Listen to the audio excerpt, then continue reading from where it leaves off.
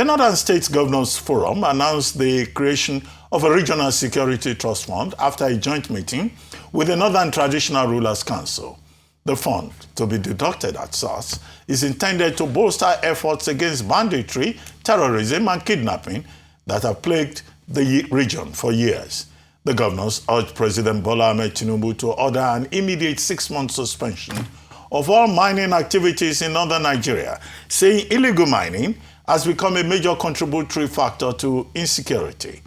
They allege that artisanal miners and their financial backers have been helping to bankroll armed groups operating across the region. Joining us to discuss the 19 Northern Governors' latest security initiative to stabilize and bring peace to the North is Senator Shehu Sani, former Senator of Kaduna Central. He will also discuss the President's list of ambassadorial nominees and how these nominees will frame foreign policy going forward. Good morning, Comrade Senator Shehu Sani, and thank you for joining us on the Morning Show.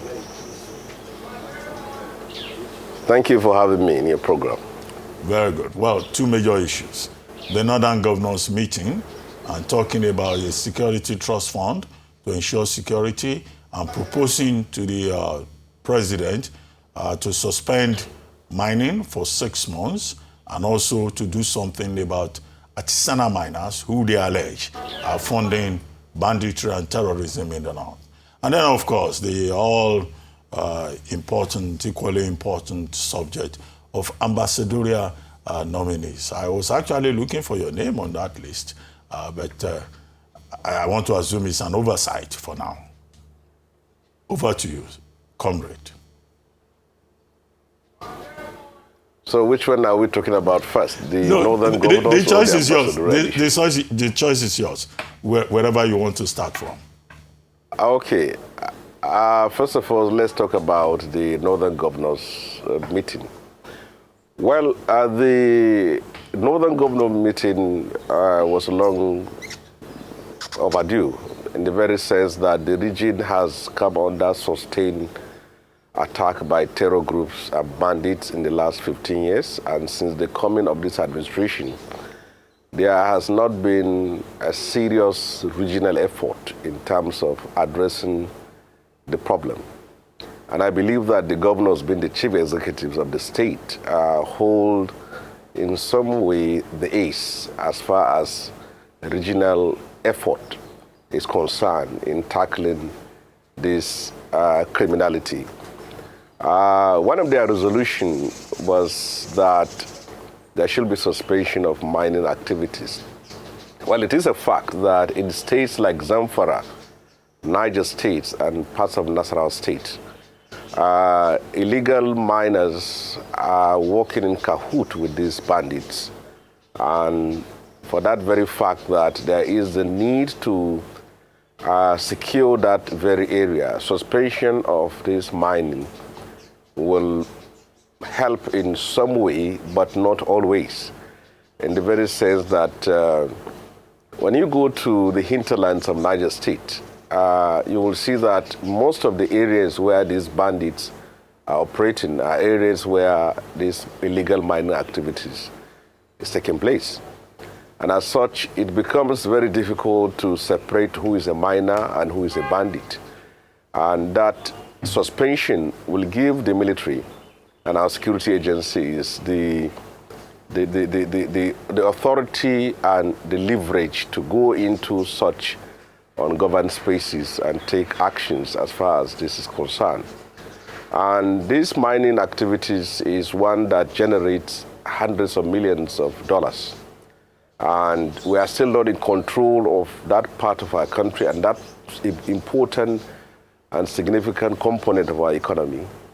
So I support that, but most importantly, the region has to accept and recognize that this is our problem. And the issue is that these bandits are from northern part of Nigeria, and bandits in northwest are basically Fulanis, and the terrorists in the northeastern part of Nigeria mostly are Kanuris. And I don't believe that people will keep on saying that these are people who come from Mali, Burkina Faso, and they also have their own problems. So it is for us to accept this fact that these are our citizens, our nationals, and that the region must stand up to this reality and address its own problem. And that is one. And then secondly, as far as these bandits are concerned, they have wreaked a lot of havoc in our part of the country. They have destroyed our agricultural sector. They have destroyed education in rural areas. They have made life a living hell for millions of our people. And I still cannot understand how a nation of 230 million people will be held ransom by a gang of less than 5,000 people. And unfortunately, if you look at what is happening over the years, you will see that there is the failure of the state in terms of doing what needs to be done. For example, in a city or in a town called Ibeto in Niger State, bandits invaded the village, operated for 6 to 7 hours, sometimes even 24 hours, to the point that even ordinary people are live streaming it on their Facebook and nothing is done. So if we are interested in solving this problem, we can do it. Sometimes it's not simply about money. Niger, Burkina Faso, and Mali, the whole of their budget is less than a budget of 2 to 3 ministries in Nigeria, and they are doing their best to secure their own part of the world. So this is what we need to do. The leaders of the region, the religious leaders, traditional rulers, political leaders, the civil society in the north need to know that this is an existential battle that we need to fight in order to secure that part of our country. So I hope I have been able to answer your question as far as this Northern Governors meeting is concerned. Ambassadors. Hello? Well, the ambassadors, I heard you said my name. My name has never been in any list of ambassadorial positions. I read about it months ago, and as a former senator and also the vice chairman Senate Committee on Foreign Affairs when I was there, I know that there are procedures for appointment. You have to get a call, you have to submit your CV, you have to go for screening, you have to security screening, and they have to vet and do these things here. But never has any of this procedure has ever taken place my name. So my name was bandied about in the past, but never was I among theirs. And I don't think I think I'm too young to be an ambassador at this very time here. I still have a lot to deliver to my people in Kaduna State. Yes. All right. Well, there's a younger person on that list, so sir, you're not too young to be an ambassador. The president has appointed one of the youngest, perhaps, nominees to that position, and so maybe age might not be the challenge for you at this time. But moving ahead, or moving forward, going back to the conversation around insecurity and the Northern Governor's position on mining, I hear you, and I am glad that you also included some additional challenges in the northern region. One of the things that people have said is that the governors themselves have failed. That part of the reason why we see a rise in criminality, banditry, terrorism is the fact that basic social amenities that they ought to provide for their citizens, they fail in doing that. And so they keep getting these FAC allocations, they generate revenue, but it doesn't trickle down to their citizens. So for instance, education, infrastructure, welfare. And so this makes a life of criminality attractive, especially for the young people. What do you have to say about that? I'm not sure if that was on the agenda or a resolution they made to take personal responsibility for some of these actions in the north. And then I'd like your thoughts on perhaps even setting an agenda, or perhaps your wish list, if I put it that way, for the new Minister of Defense designate, because you had responded to that, saying that he's a round peg in a round hole. What would you want to see him do? He's also from the north as well. Well, I will answer this question in this way. First of all, the banditry and the terror attacks in the north didn't begin today or yesterday. This has been with us for 15 years. And it evolved. First, the Boko Haram were engaged in acts of bombing of mosques, churches, motor parks, public spaces, schools, and then that was somehow they changed our strategy to lots of kidnapping. And then now bandits evolved from the terror groups. And it's important that people understand the difference between bandits and terrorists. Though they all operate as criminals who kidnap, who kill. But the terrorists that have names called ISWAP, Boko Haram, Ansaru, Mahmudawa, these are terror groups that have a theocratic agenda for Nigeria and could be called jihadists. They are called Islamists, and they have a broader vision of what they want to do for Nigeria, one. And secondly, they are also affiliates of other terror groups outside of Nigeria. Boko Haram is aligned to Al-Qaeda, and ISWAP is aligned to ISIS. So, but that is the ones that operate in the northeastern part of Nigeria. And in the northwestern part of Nigeria, they are bandits. These bandits have no ideological, have no theocratic agenda. Their basic strategy is to kidnap and they collect ransom. So if you have alternative of being kidnapped by Islamists and Boko Haram is that you stand, and bandits is that you stand more chances of being freed from bandits, because bandits will collect money from your family and release you.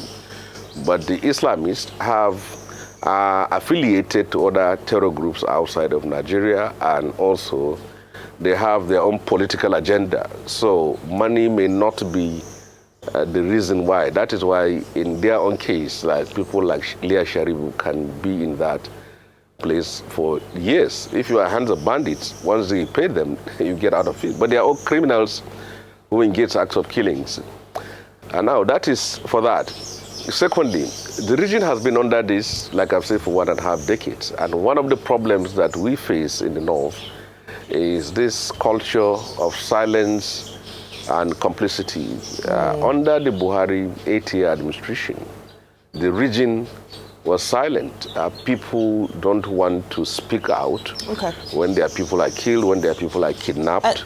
Senator, while you're on that line of thought, I'm so sorry to interject. While you're on that line of thought, because our time is fast spent, so I'd like for you to just also inject a response into my own question, into your line of thought, which is very close to that, where you speak of the culture of silence and the culture of almost, being complicit with these criminals.